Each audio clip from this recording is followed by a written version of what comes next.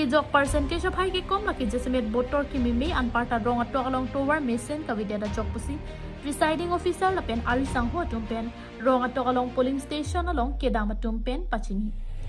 India Alliance CPHLC pen Congress la pen BJP tum ang bongsi West Kar yang long ki parlu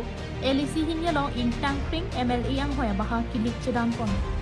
LAC hini pen kado ka we vote ki jok ar mo phai 2,33,414 aphai plan last long pinso kado ka we 1,16,977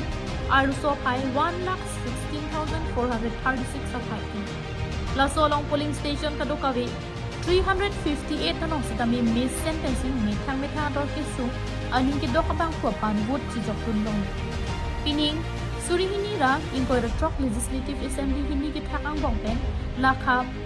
111 Rongkhang eliselong kadokawi vote ki jok aphai 1,32,583 ang bongpen phan 74.82% vote ki jok plang lapen halapu lakha 112 Amri LAC eliselong vote ki jok aphai kadokawi 1,831 ang bongpen phan 70.48% longpon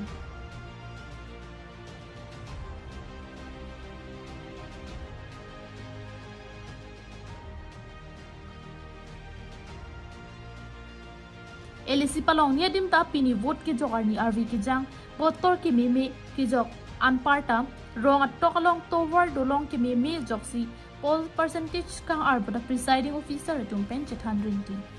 pining Assam Legislative Assembly 2026 kili kachedan along BJP lapen opposition party atum anta emithang karbia khai saide jok hawararat ning karongdu ponta komara phansi MLA ang hoi ki pangni dunjima kang vai armu kache thak pen vote of high stame kache thak pen umatsi serang hoi ningkan phokang ni dun longjima kirat akang hon kang vai ki ong muchara bangsi MLA ang hoi imi dun longpo puta hawararat pen chethan rinti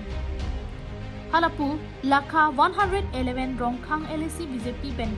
KAC ki khibom mate BJP pen ka chatoy MLA ang hoya baha Dr. Tuiram Rongkhang pen arjapin tasong si Congress Alliance pen Agustin Indi CPI ML pen Pratima Inhipi HSDF lapen Wilson Terangatung Chedandun halapu lakha 112 Amri LAC aparman Assam Legislative Assembly kiligalong BJP pen Dr. Habib Teron APHLC Alliance pen Vikram Hansi lapen HSDF pen Wilson Terangatung Chepatidun ke haidu na bang aning sitami West Kar Bianglong Hamren Rongsopi District MP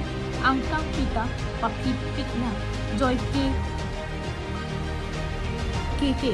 Hamren pen dongkam kamada kachehilat anta phone network ka videt ke angkang piaphan langdam polote ansu sesi ke pa phijilang puta district commissioner cum district election officer Priti Kumari IAS pen pachini Hamren pen Chandra Singh Rongkhang KTV News